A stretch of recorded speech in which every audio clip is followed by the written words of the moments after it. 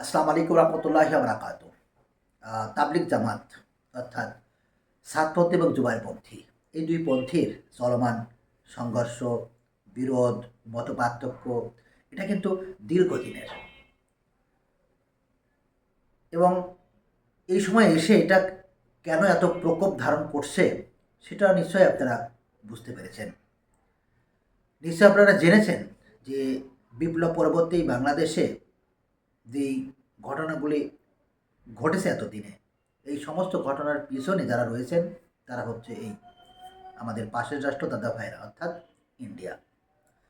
এই বাংলাদেশে যে ফ্যাসিস্ট সরকারের পতন হয়েছে, সেই ফ্যাসিস্ট সরকারের পতনের পরে তারা কিন্তু উন্মাদ হয়ে গিয়েছেন, যার কারণে তারা এই ফ্যাসিস্ট সরকারের ব্যক্তিদের মাধ্যমে তারা নানা ধরনের ঘটনা ঘটানোর চেষ্টা করছেন। নিশ্চয় আপনারা দেখেছেন যে এই তো গত কয়েকদিন আগে তারা এই বাংলাদেশের সংখ্যালঘুদের উপরে নানা অসত্য তথ্য ভিডিও তারা দুনিয়ায় ছড়িয়ে এই বাংলাদেশকে একটি অপ্রীতিকর পরিস্থিতি তৈরির একটি পায়তারা তারা করলেন, যেটা তারা যদিও তারা ব্যর্থ হয়েছেন। সর্বশেষ তারা ইসকনকে নিয়ে যেই কর্মকাণ্ড তারা এই বাংলাদেশে ঘটালেন সেটা সারা দুনিয়ার মানুষকেও ভালো চোখে দেখেনি। তারপর আমাদের বাংলাদেশের চট্টগ্রাম, কুমিল্লা আরও কোন কোন জেলা নাকি তারা নিয়ে নেবেন সে কথাও তারা বলে বেড়াচ্ছেন। কোথাকার সেই শোভেন্দু, কোথাকার সেই ময়ূক রঞ্জন মলম বিক্রি করে বেড়াচ্ছেন এই পার পাচ্ছে, যার পুরোটাই একেবারে ফাঁকা বুলি ছাড়া আর কিছু না।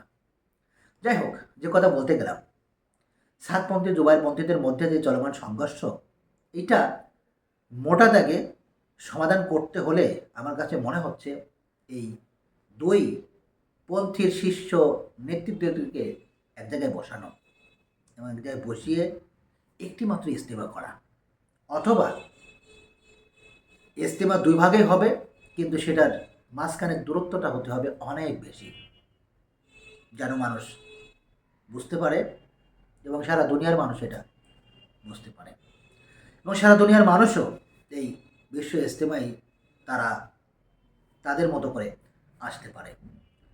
দেখুন, এত কথা কেন বললাম, কারণটি হচ্ছে গত দিনে যেই মানুষগুলো মারা গিয়েছেন সেই মানুষগুলোকে কিভাবে হত্যা করা হয়েছে সেটা আপনারা নিশ্চয়ই দেখেছেন। এভাবে ধরবার মুসলমান একজন মুসলিম আর একজন মুসলিম ভাইকে এভাবে গলা কেটে কিংবা পিটিয়ে হত্যা করতে পারে না, কখনোই সম্ভব না। ধরবার মুসলমান আমরা প্রত্যেকেই জানি, শুধু আগা কাটলেই সে মুসলমান হয় না। যেই মুসলিম ভাইয়ের হাত থেকে আর এক মুসলিম ভাইয়ের যদি নিরাপদ না থাকে, অর্থাৎ হাত এবং মুখ থেকে যদি আর এক মুসলিম ভাই যদি নিরাপদ না থাকে, তাহলে সেই ব্যক্তি কখনোই মুসলিম হতে পারে না, মুসলমান হতে পারে না।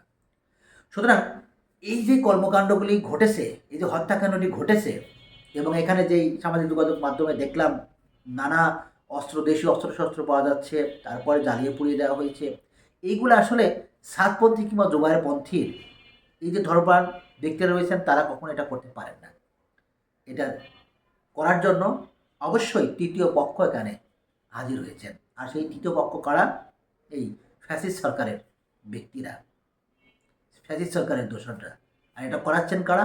ইন্ডিয়া। উদ্দেশ্য কি? ওই যে আগের মতোই, যে তারা এই বাংলাদেশকে একটি অকার্যকর, উগ্রপন্থী, সন্ত্রাসী নানা কায়দায় এই বাংলাদেশকে তারা দুনিয়ার বুকে উপস্থাপন করতে পারেন এবং এই সরকারকে ব্যর্থ দেখাতে পারেন। তারপর যা হবার তাই হতে পারে সেটা তারা চিন্তা করেছেন, আর এই কারণে তারা এই কর্মকাণ্ডগুলি করছেন। সমাধান কি? সমাধান হচ্ছে এই যে দুই গ্রুপের যে ভাইরা রয়েছেন, আমরা কিন্তু একই মায়ের পেটের দুই ভাই, আমাদের উদ্দেশ্য কিন্তু এক।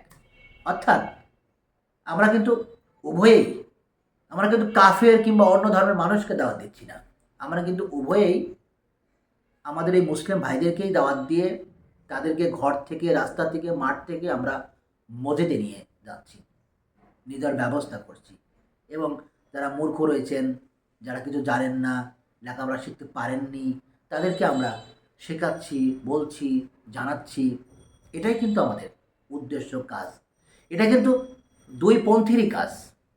সুতরাং আমাদেরকেই বুঝতে হবে যে আমাদেরকে দিয়ে আমাদের এই দুই ভাইয়ের মধ্যে দ্বন্দ্বটা যারা ঘটাচ্ছে, তাদেরকে চিহ্নিত করার দায়িত্ব কিন্তু আমার, আপনার। এই জায়গাটাতে সবথেকে বেশি যেই ভূমিকাটা রাখতে হবে, তারা হচ্ছেন এই আলেম সমাজ, ওলামায়ে সমাজ।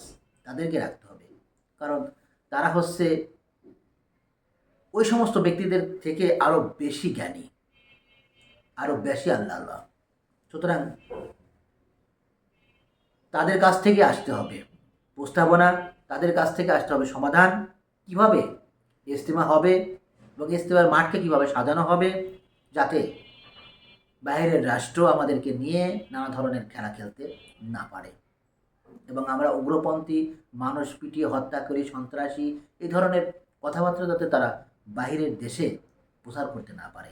আর এই কারণে সাতপন্থী কিংবা জোয়ারপন্থী যে নেতৃত্ব স্থানীয় যে ব্যক্তিরা রয়েছেন, তাদেরকে অবশ্যই বসতে হবে। অবশ্যই তাদের জন্য বসতে হবে, দেশের জন্য বসতে হবে, দেশের ধর্মপ্রাণ মুসলমানের জন্য বসতে হবে, ইসলামের জন্য বসতে হবে। এটা বসাটা অত্যন্ত জরুরি, এখনই বসতে হবে।